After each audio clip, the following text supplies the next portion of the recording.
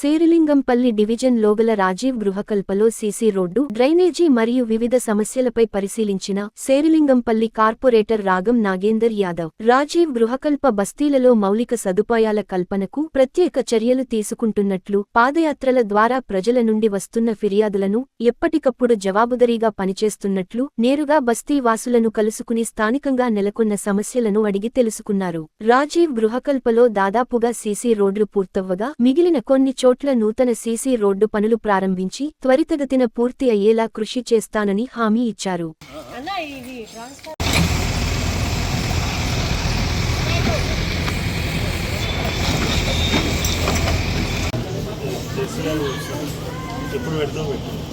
పండుగ లోపల రోడ్లు పెట్టారు.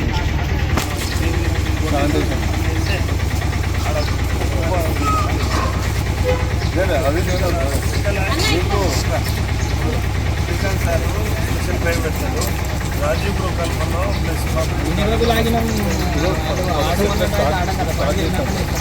బయట మీరు వస్తుంటే గమనించి ఉంటారు.